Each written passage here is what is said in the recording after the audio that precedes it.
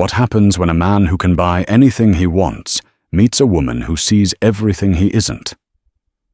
In the heart of downtown Chicago, inside a cozy old-world Italian restaurant, a quiet waitress serves the city's most ruthless real estate tycoon. He sees a nobody, a ghost in an apron, someone to be dismissed and belittled.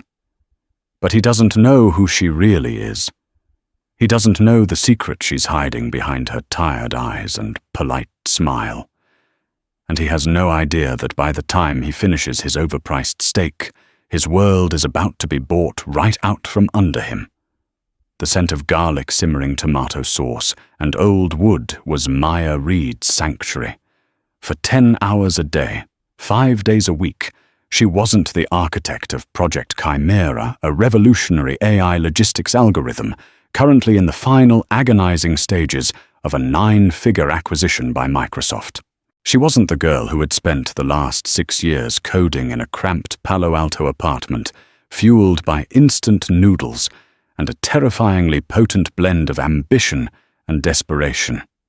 Here at La Stella, she was just Maya, waitress, number 27 on the payroll. La Stella was an anachronism, a beautiful relic nestled defiantly between a sleek glass and steel bank tower and a minimalist, painfully hip art gallery on a prime piece of Chicago real estate. Its owner, Giovanni Rossi, a man whose face was a road map of 70 years of laughter and worry, had inherited it from his father. The red leather booths were cracked and softened with age, the checkered tablecloths were faded, and the black and white photos on the wall told the story of a family and a city that had long since changed. For Maya, it was perfect. The NDA she'd signed for the Microsoft deal was a lead blanket, suffocating her with confidentiality clauses and the sheer terrifying weight of the money involved. Her lawyer, Marcus Thorne, called her daily with updates that made her stomach clench. The final due diligence was a microscopic examination of her life's work. Any day now, the wire transfer would hit and her life would detonate. Until then, she needed to be invisible. She needed to feel the satisfying ache in her feet after a long shift, the simple, tangible reality of clearing a plate, of refilling a water glass. Her own parents had run a small diner in Ohio, and the familiar clatter and rhythm of a restaurant was the only lullaby that could quiet the screaming anxiety in her head. Her colleagues were a collection of city lifers. There was Brenda, a waitress in her late 50s, with a cigarette-cured rasp and an encyclopedic knowledge of every regular's love life. There was Carlos, a college kid working as a busboy, perpetually in motion, with dreams of being a graphic designer. And there was Mr. Rossi, who still came in every day tasting the sauce and personally greeting guests his presence, a warm, comforting hearth at the center of the restaurant. They knew her as Maya, the quiet girl who'd shown up looking for a job 6 months ago. She was reliable, efficient, and rarely spoke unless spoken to. She observed. She saw Brenda discreetly slipping a bread roll into her apron for the homeless man who slept near the alley. She saw Carlos meticulously arranging silverware, his brow furrowed in concentration, as if he were designing a masterpiece. She saw the quiet dignity with which Mr. Rossi treated every person who walked through his door, regardless of whether they ordered the $90 lobster special or just a $10 bowl of minestrone. She also saw the vultures circling. She'd overheard hushed conversations about rising property taxes, about letters from a development corporation, Sterling Properties. The name was whispered with a mixture of fear and resentment. They were notorious for buying up historic blocks, tearing them down, and erecting soulless luxury high-rises that cast long shadows over the city. Mr. Rossi always waved off the concerns with a sad smile. "This place is my heart," he'd say. "It is not for sale." But Maya, a creature of data and patterns, could see the strain in his eyes. She saw the way his shoulders slumped after a phone call, the way he'd stare at the portrait of his late wife Stella, for whom the restaurant was named, his expression a cocktail of grief and exhaustion. He was fighting a losing battle, and she knew it. The world she came from, the world of relentless, predatory growth, was coming for this small, beautiful piece of the past. She just didn't know it was about to walk right through the front door and sit at table 7. Tuesday nights were usually steady but manageable, a mix of theatre-goers and business travellers.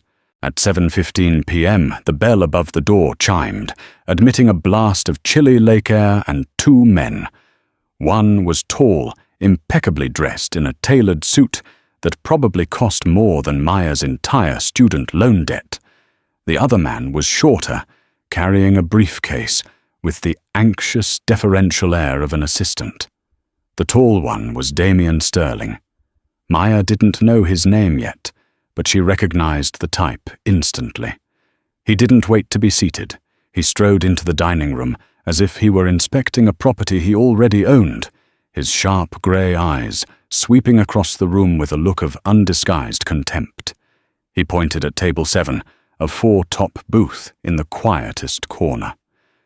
"We'll sit there," he commanded, not looking at the hostess. Brenda, ever the professional, intercepted him with menus. "Good evening, gentlemen. Welcome to La Stella. Right this way." Sterling waved a dismissive hand, already sliding into the booth. "Just water. Still. No ice. And make it quick." Brenda's smile tightened, but she nodded and retreated. The table was in Maya's section.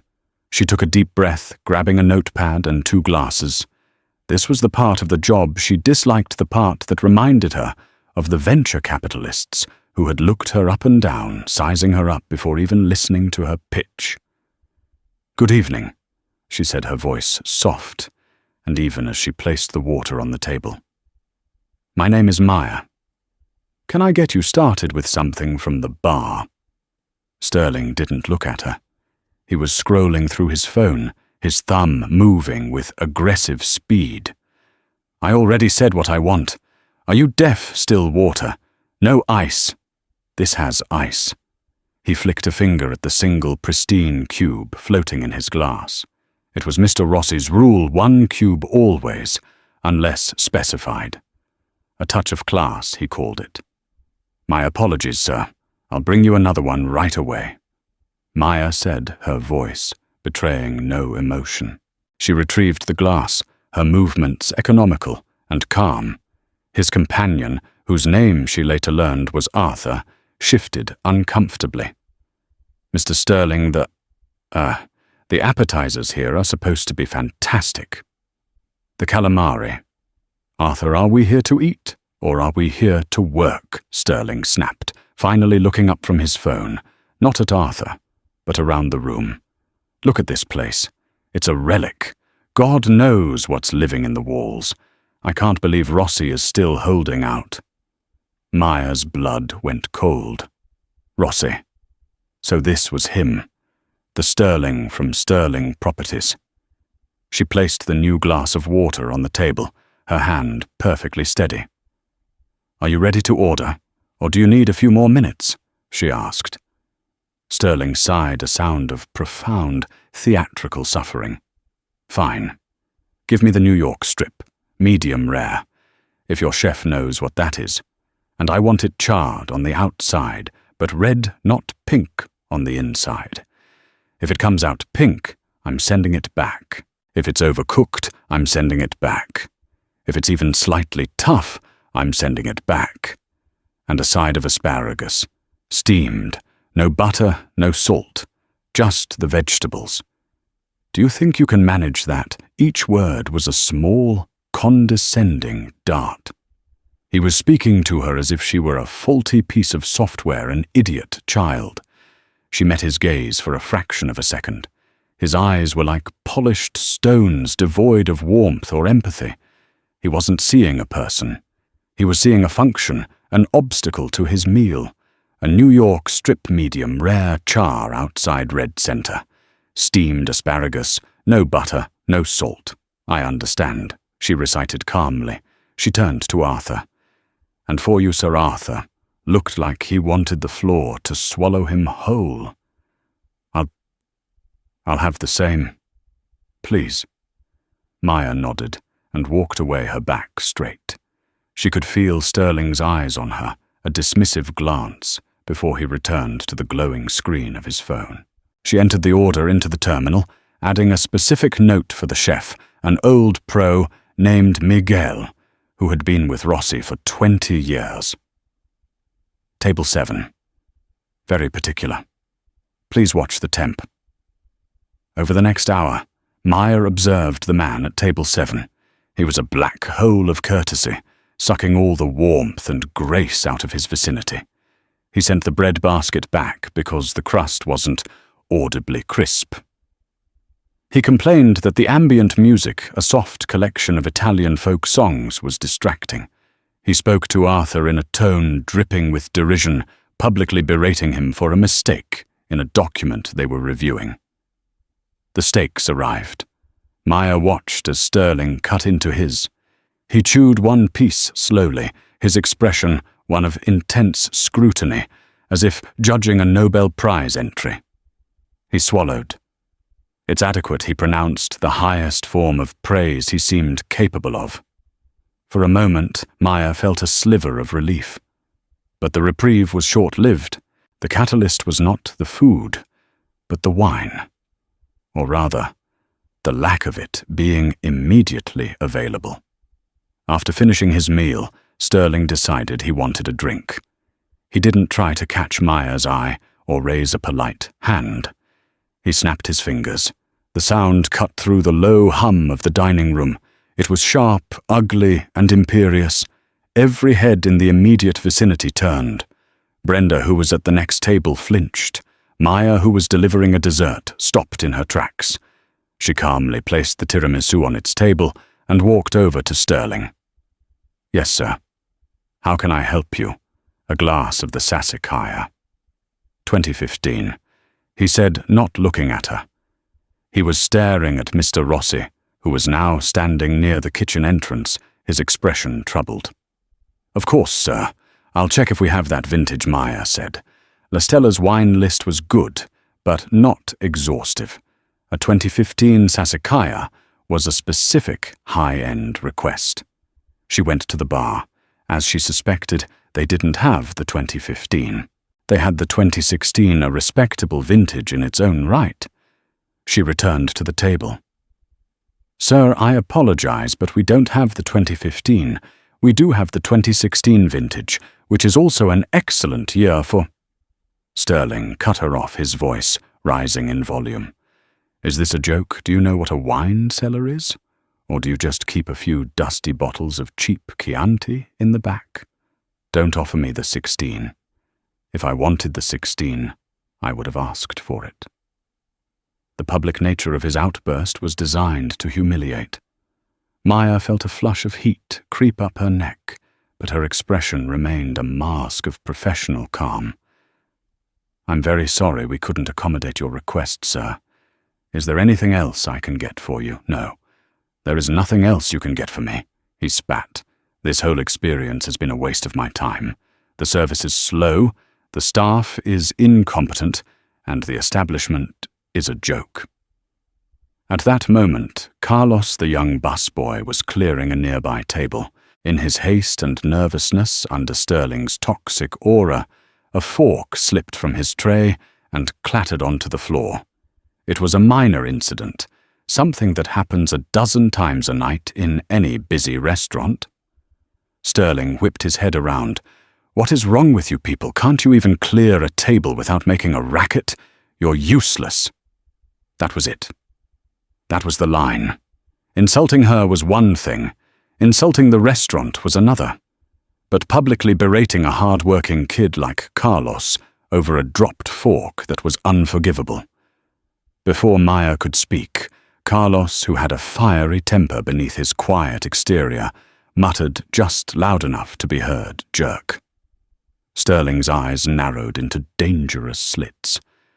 "What did you just say to me?" he asked, his voice lethally soft. Mr. Rossi, seeing the situation escalating, hurried over. Is there a problem here?" Mr. Sterling stood up, towering over the elderly restaurant owner. The friendly facade was gone. This was the predator she had read about.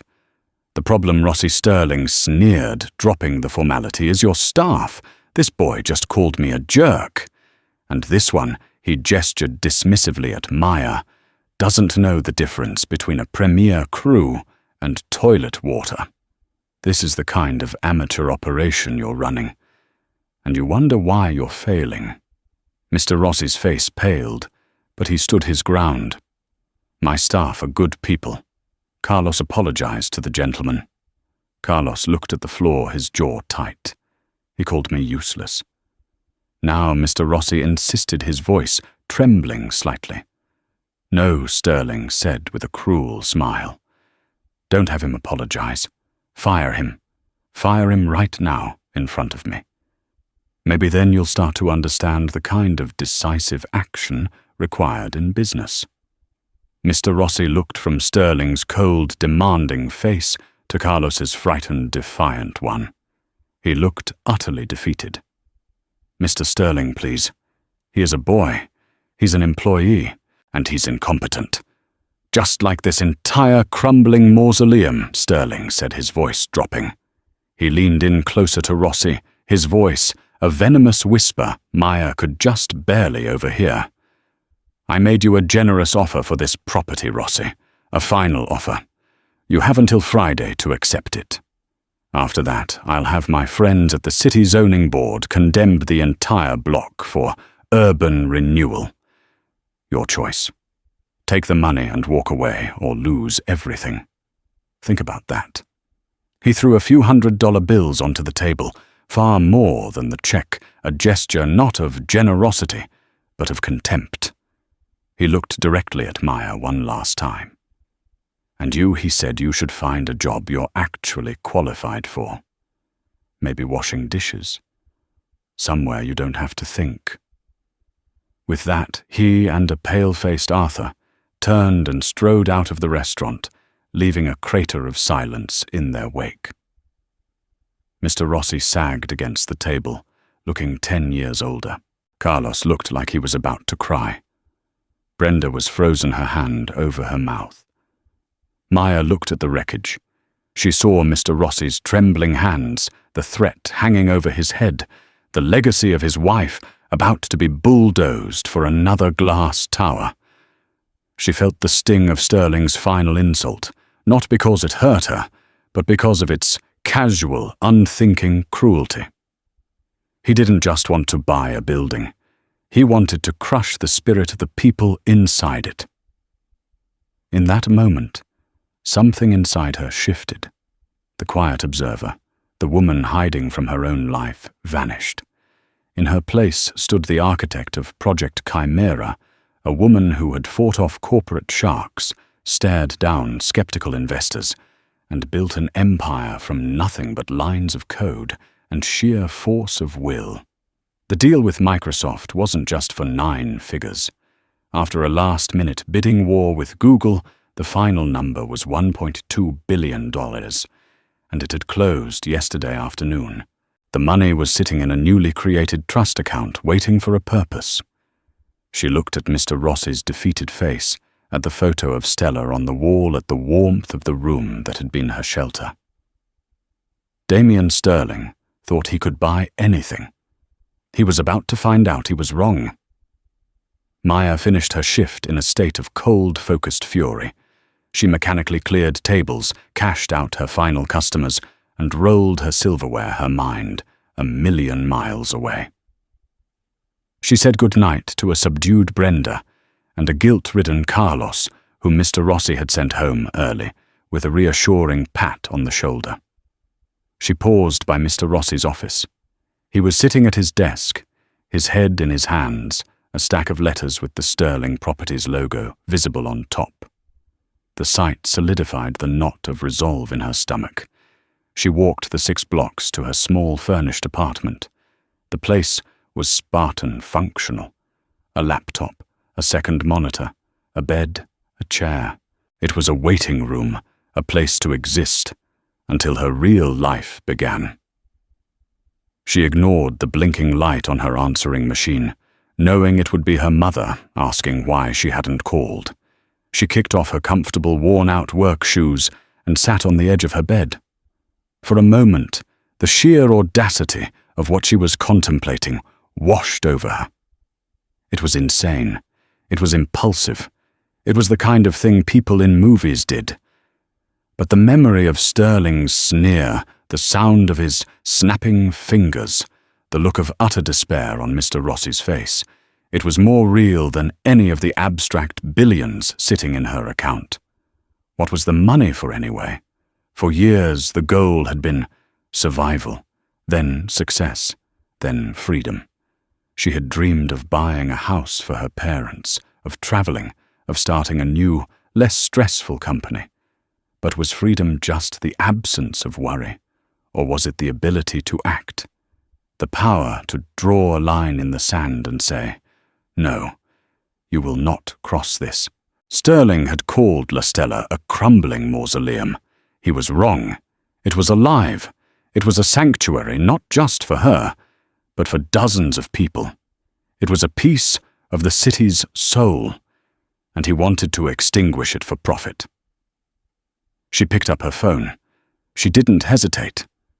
It rang twice before a crisp, familiar voice answered. "Marcus. It's Maya.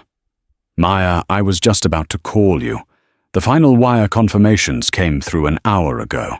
Every single cent is accounted for. Congratulations, you did it. You are officially a very, very wealthy woman." Marcus Thorne's voice was warm with genuine pride. He had been with her since the early days, a sharp, loyal lawyer who had believed in her when she was just a kid with a crazy idea. "I know. Thanks, Marcus. I need you to do something for me. Anything. Name it. Want me to buy you a private island, a G6? The Chicago Bulls, he joked. Maya's voice was flat, devoid of humor. "I need you to buy a building." There was a pause on the other end of the line. "Okay. A residential building. Commercial. Are we talking about a new headquarters for our next venture?" "A restaurant," Maya said. "It's called La Stella. It's on the corner of Clark and Monroe." Marcus was silent for a few seconds. She could hear the faint sound of him typing on his keyboard. "La Stella. Okay, I see it. An Italian place. Historic property. Maya, what's this about?" "It's being targeted by a developer, a man named Damian Sterling. Sterling Properties." Another pause longer this time. When Marcus spoke again, his voice had lost its jovial tone. "Sterling, I know him. By reputation. He's a shark Maya, a bottom feeder in a bespoke suit. He's been trying to consolidate that entire block for years. From what I can see here in the public records, he owns everything around it. La Stella is the last holdout. The owner is a Giovanni Rossi. I know Maya said. Sterling was in the restaurant tonight. He's trying to force Rossi to sell. He threatened him. He gave him until Friday. Classic Sterling tactics. Bully threaten and litigate them into the ground until they have no choice but to sell for pennies on the dollar," Marcus said, with disgust. "So you want to... What, help Mr. Rossi with legal fees? Set up a fund to fight him?" "No," Maya said, her voice dropping to a near whisper, but laced with steel. "I want you to buy it, not just the restaurant, the whole building, everything. I want you to make an offer to Mr. Rossi that he can't refuse. Not a sterling offer that feels like a threat, but a real one. A generous one. Something that honors what he's built. And I want you to do it tonight." "Tonight, Maya, that's impossible. A commercial real estate deal of this magnitude in downtown Chicago. This takes weeks, months. Due diligence, title searches, environmental checks." "I've done the due diligence," Maya interrupted. "I've washed the floors, I've cleaned the bathrooms, I've talked to the suppliers. The building is sound. The business is solvent, just undercapitalized. And its soul is priceless. I don't care about the surveys.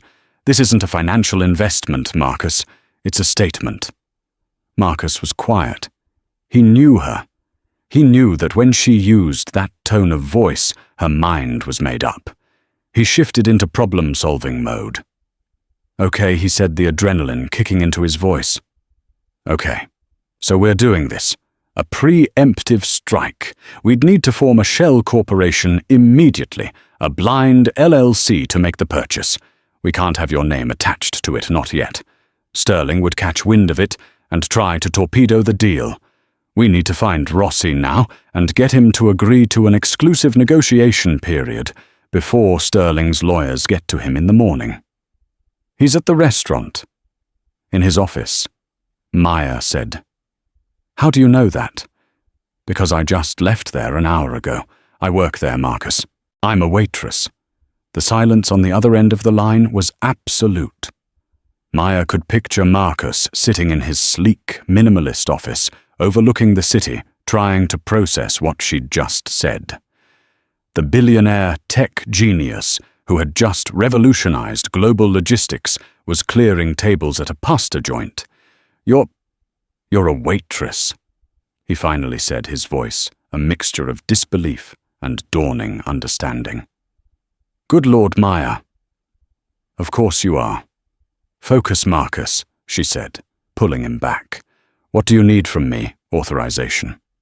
A lot of it. I'm going to need to move a significant amount of capital for the escrow. I'll need to put my entire real estate team on this right now. Pull them out of bed. We'll draft an offer letter tonight. I'll need you to approve it. I'll go see Rossi myself first thing in the morning before his doors even open. No, Maya said. Not in the morning. That might be too late. Sterling has a deadline of Friday, but a man like that doesn't wait. He'll send his jackals at dawn. You need to go tonight. Maya, it's almost 11 p.m., and Damien Sterling is probably sleeping soundly in his penthouse, thinking he's already won. Maya countered. We have the advantage. He doesn't know we exist. Go now. Wake up your team. Draft the offer on the way. Make it for at least 30% over Sterling's last offer. Add a clause that Mr. Rossi can stay on as a salaried manager for life with full creative control. Add another clause guaranteeing employment for the entire current staff for a minimum of 5 years, with a 20% raise effective immediately. Pay cash. No financing contingencies. Close in 48 hours. Marcus was typing furiously. This is the craziest thing I've ever done, he muttered, but there was a thrill in his voice. This was a battle, and Marcus loved to fight. Okay, I'm on my way. I'll call you from the car with the draft LLC name and the offer specifics. Keep your phone on. One more thing, Marcus Maya said, as he was about to hang up. What's that? When Sterling finds out, and he will make sure he knows who bought it. I thought you wanted to remain anonymous. I do, Maya said softly. Until tomorrow. She hung up the phone. The quiet apartment didn't feel like a waiting room anymore. It felt like a command center. She had just deployed a weapon of immense power, not for destruction, but for preservation. She thought of Sterling's smug, cruel face, and for the first time in a long time, she smiled. The game was on. While Maya sat in her silent apartment, a whirlwind of controlled chaos erupted in the downtown office of Thorne & Associates, LLP. Marcus Thorne was a man transformed. The calm, reassuring lawyer was replaced by a field general launching a surprise attack. His first call was to Sarah Jenkins, the head of his real estate division, a woman so sharp she could have cut glass with a stern look. Sarah, wake up. I need you and your top 3 paralegals in the office. Now, not in an hour. Now. Marcus, it's 11:15 at night, came the groggy reply. I'm aware. I have a client making an all-cash offer on a commercial property on Clark and Monroe.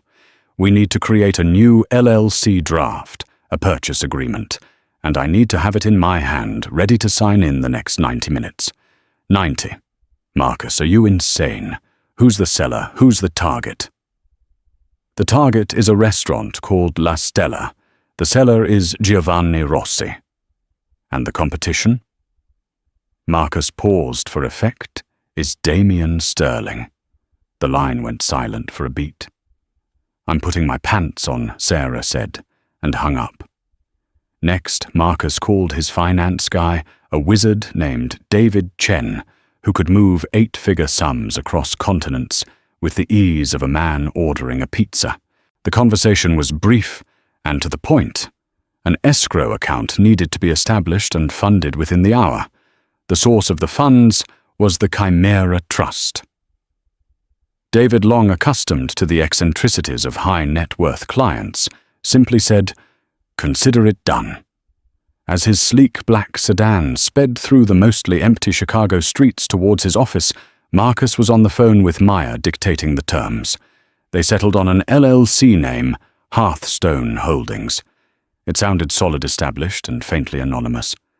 Most importantly, it held a private meaning for Maya, a combination of hearth for the warmth of the restaurant and stone for the unyielding resolve behind the purchase. He dictated the offer price. Sterling's last known offer, which Marcus's team had quickly dug up through back channels, was a lowball $4 million, an insult for a property of that size in that location. Let's make it 8, Maya said, without hesitation. 8 million, Marcus whistled. Maya, that's wildly over market value. Market value is a number on a spreadsheet, Marcus. The value of telling a man like Damien Sterling that he can't have everything he wants is frankly priceless. We'll offer 8, and the clauses about Rossi and the staff stay in. Non-negotiable. Yes, ma'am. Marcus said, a grin spreading across his face. This was better than any hostile takeover he'd ever orchestrated. He arrived at his office to find the lights blazing. Sarah and her team were already there, coffee brewing, computers humming. The air crackled with energy. They were a SEAL team of corporate law, and this was the kind of high-stakes, high-speed mission they lived for. For the next hour, they worked with furious efficiency. Sarah's team formed the LLC. With the stater process they could expedite through online portals. They drafted the purchase agreement, a work of art in its precision and clarity, specifically designed to be ironclad and simple enough for an elderly man without his own lawyer present to understand. It was overwhelmingly, undeniably in his favor. David Chen confirmed via a secure message that $8 million had been transferred from the Chimera Trust to the newly formed Hearthstone Holdings escrow account. Everything was in place. At 12:47 a.m., Marcus Thorne stood in the center of his conference room. A paralegal handed him a freshly printed document, still warm from the printer. He reviewed it one last time. The offer was perfect. It was a golden shield designed to protect La Stella and everyone in it. He slipped the document into a fine leather portfolio. "All right, everyone," he said to his bleary-eyed but exhilarated team. "Thank you. Get some sleep. Tomorrow we make a dragon eat his words." He took the elevator down to the deserted lobby, his heart pounding, with a mixture of adrenaline and anticipation. He got back in his car and gave the driver the address for La Stella. It was time to knock on Mr. Rossi's door. It was time to save a soul. The following morning, the air in La Stella was thick with a quiet dread. Mr. Rossi had not gone home. He had slept for a few fitful hours on the lumpy couch in his office, waking with the weight of Sterling's threat pressing down on him. The Friday deadline felt like a guillotine. He knew in his heart he couldn't fight a monster like Sterling Properties. His savings were gone, sunk back into the restaurant over the years. He would have to sell. He would have to let Stella's legacy die. Maya arrived for her 9 a.m. shift, her eyes clear and her expression unreadable. She tied on her apron, the familiar weight a strange comfort. She greeted Brenda and Carlos, whose faces were grim. The story of Sterling's visit and his ultimatum had spread through the small staff like a virus. At 10:30 a.m., the bell above the door chimed. It wasn't a customer. It was Damian Sterling, flanked by two lawyers in sharp, dark suits. He was not here to eat. He was here to collect. "Rossi," he called out, his voice booming in the nearly empty restaurant. "Let's not drag this out. My lawyers have the final papers. Sign them. Take the check and walk away." Mr. Rossi emerged from his office, his face ashen. He looked at Sterling, then at the staff who had gathered nervously near the kitchen. He saw their fear, their uncertainty. It was the look of a family about to be evicted. "Mr. Sterling," he began, his voice hoarse, "could we not discuss this in private?" Why, Sterling scoffed. "There's nothing to discuss. This is a business transaction. They all work for me now anyway. Or they will until I tear this dump down." He gestured to one of his lawyers who stepped forward and placed a thick document and a pen on the bar. "Sign it, Giovanni. It's over." Mr. Rossi walked towards the bar as if in a trance. He picked up the pen, his hand shaking. He looked at the signature line. It felt like signing a death certificate. Maya watched from her station, her hands busy polishing wine glasses, her heart pounding a steady rhythmic drum. Wait for it, she told herself. Just wait for it. And then the bell above the door chimed again. A man stepped inside, radiating an aura of calm, expensive authority that made Sterling's power seem brutish and loud by comparison. It was Marcus Thorne. He was dressed in a perfectly tailored charcoal suit, carrying a slim leather portfolio. He surveyed the scene, Sterling's arrogant posture, Mr. Rossi's defeated slump, the lawyers waiting like vultures, and his expression hardened slightly. "Am I interrupting something?" Marcus asked, his voice smooth and clear. Sterling turned annoyed by the interruption. "Who the hell are you?" "My name is Marcus Thorne," he said, walking forward and placing a business card on the bar next to Sterling's contract. "I'm an attorney. We're in the middle of a private transaction here, Thorne. Get lost," one of Sterling's lawyers snapped. Marcus ignored him, his focus entirely on Mr. Rossi. "Mr. Giovanni Rossi, a pleasure to finally meet you. I'm here on behalf of my client, Hearthstone Holdings, LLC. Sterling laughed, a short, barking sound. "Hearthstone Holdings, never heard of them. Look, pal, whatever you're selling, we're not interested. This property is under contract." "Is it?" Marcus asked, raising an eyebrow. He looked at the unsigned document on the bar. "It doesn't appear to be. It appears you've made an offer, but an offer can't be accepted if the property is no longer for sale." Sterling's smirk faltered. "What are you talking about?" Marcus turned his full attention to Mr. Rossi, his voice gentle. "Mr. Rossi, late last night, my client authorized me to present you with an offer to purchase this building and the restaurant business. We came to an agreement. You signed a letter of intent, which included an exclusivity clause, effective immediately." He slid his own document out of his portfolio. It was the one Mr. Rossi had signed at 1:15 a.m. in his office, his eyes wide with disbelief and tears of gratitude. "My team wired a non-refundable deposit of $1 million to your personal bank account at 2:30 a.m. this morning, as a show of good faith," Marcus continued. "The full purchase price of $8 million was transferred into escrow at 8:00 a.m.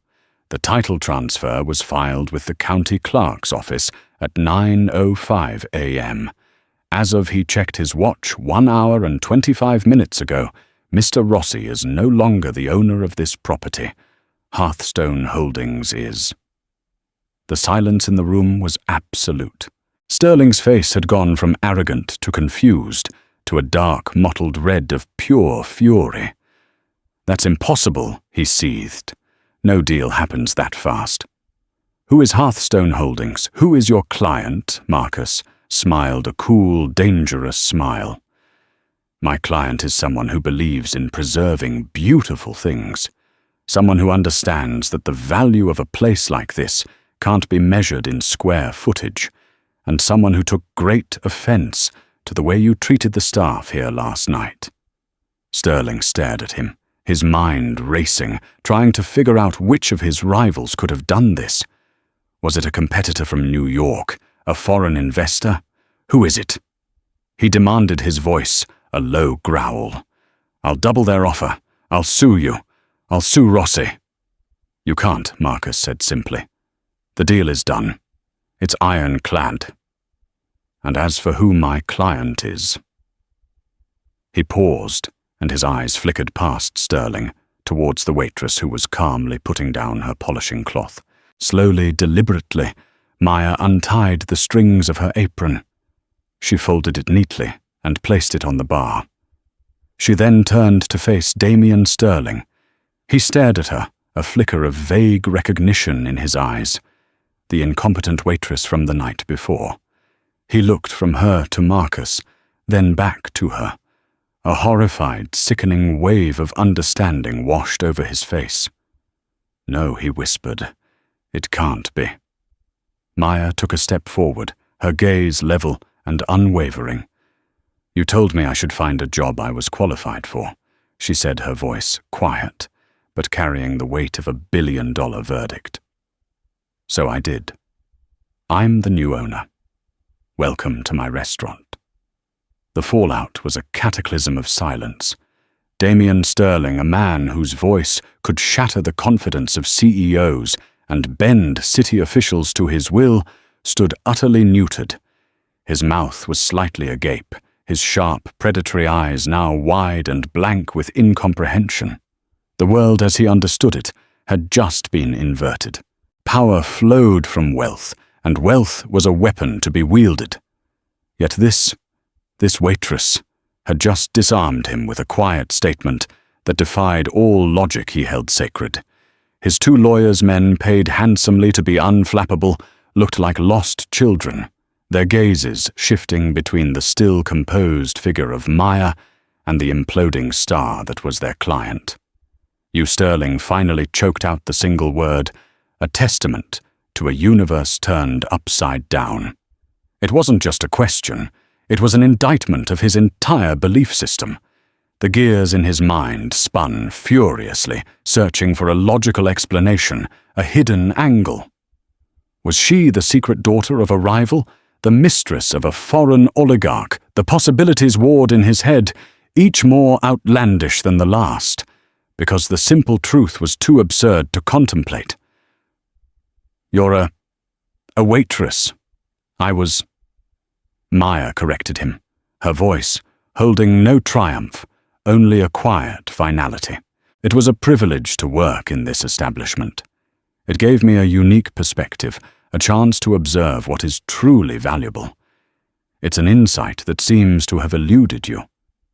Sterling's face, which had cycled through confusion and rage, now settled on a mask of pallid denial. He took a half-step forward, his instinct for aggression flickering back to life.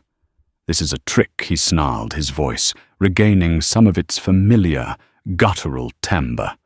He pointed a trembling accusatory finger at Marcus. Some kind of convoluted legal maneuver. A sham. I will fight this. I will bury you in litigation until you beg me to take this crumbling pile of bricks off your hands. Marcus Thorne, who had remained a pillar of calm, allowed a faint, pitying smile to touch his lips. He stepped forward, not to confront Sterling, but to stand as a shield before Maya and Mr. Rossi. By all means, Mr. Sterling, please do file that lawsuit, he invited, his tone dangerously smooth. The discovery process will be fascinating. We will publicly depose Mr. Rossi and his staff about your tactics. We will subpoena your internal communications regarding the acquisition of this block. We will present as a matter of public record the story of how you attempted to bully an elderly widower into selling his family's legacy for less than half its assessed value. He let that sink in before continuing, his voice dropping slightly. And then we will tell the other side of the story, the part where my client, a self-made tech innovator who just finalized one of the largest private AI acquisitions in recent years, decided to purchase the property herself, paying double your offer in cash overnight, for the simple stated reason that you were profoundly rude to her and her colleagues. I imagine the business ethics columnists at the Wall Street Journal and the human interest writers at the Tribune would find that narrative quite compelling. Your shareholders, on the other hand, might have some pointed questions about your temperament and judgment when they read about how a multi-million-dollar strategic acquisition was scuttled by your inability to treat a waitress with basic human decency. Every word was a perfectly placed scalpel, surgically dismantling what remained of Sterling's composure. The mention of his shareholders was the final fatal thrust. He could survive a lost deal. He could not survive ridicule. In his world, being outmaneuvered was a defeat. Being made to look like a petty foolish bully was an extinction-level event. The fight drained out of him, leaving a hollowed, shrunken man in a suit that suddenly seemed too large. He cast one last bewildered look at Maya, as if trying to memorize the face of the anomaly who had broken him. Then, without another word, he turned. It was not a striding, confident exit. It was a retreat. He walked out of the restaurant, his lawyers trailing behind, like pilot fish attending a dying shark. The bell above the door chimed a small, cheerful sound that served as an epitaph for his failed conquest. For a long moment, the restaurant was suspended in a vacuum of stunned silence. Then a soft, choked sound broke the stillness. It was Giovanni Rossi. He leaned against the bar, his shoulders shaking as years of pent-up fear, stress, and grief gave way. Tears streamed down his weathered cheeks, but they were not tears of sorrow. They were a flood of pure, unadulterated relief. Brenda, the hardened veteran, stood frozen, her hand covering her mouth as she stared at Maya with entirely new eyes. Carlos looked from Mr. Rossi to Maya, his young face a kaleidoscope of confusion, awe, and dawning joy. The crushing guilt he felt over the dropped fork over provoking Sterling evaporated, replaced by the giddy realization that he had just witnessed a miracle. Maya walked over to Mr. Rossi and gently placed a hand on his arm. "Giovanni," she said, her voice soft. "It's over. La Stella is safe." He turned, wiping at his eyes with the back of his hand, looking at her, as if seeing her for the first time. "But who are you, my child?" he asked, his voice thick with emotion. "My name is Maya Reed," she said simply. "For the past 6 months, my life has been complicated, very stressful. This place and you gave me a sanctuary. You gave me a job, no questions asked. You treated me with a kindness and respect I desperately needed. All I'm doing," she said with a small, wry smile, "is returning the favor with a slightly more significant gesture." She then turned to face her former colleagues. "As of this morning, a company called Hearthstone Holdings owns La Stella," she announced, her voice clear and steady. "But I want you all to know that nothing essential is going to change, except for the better." She looked directly at Brenda and Carlos. "My lawyer Marcus drew up some new employment contracts. Every member of the current staff is guaranteed their position for a minimum of the next 5 years. And effective last Monday, you are all receiving a 20% raise." If the previous silence was stunning, this one was electric. Carlos's jaw dropped. Brenda let out a short, sharp laugh of disbelief. "You're kidding me," she rasped. "I'm not," Maya assured her. "And there's more. We'll be setting up a tuition assistance program for any staff or children of staff who are pursuing higher education." She gave Carlos a pointed look, and he flushed with pleasure. "We're also getting a brand new kitchen for Miguel, and a point-of-sale system that doesn't require a prayer to operate. Finally, she turned back to the tear-streaked, beaming face of Giovanni Rossi. And Giovanni, the most important part of the offer we discussed last night, still stands. I need a general manager.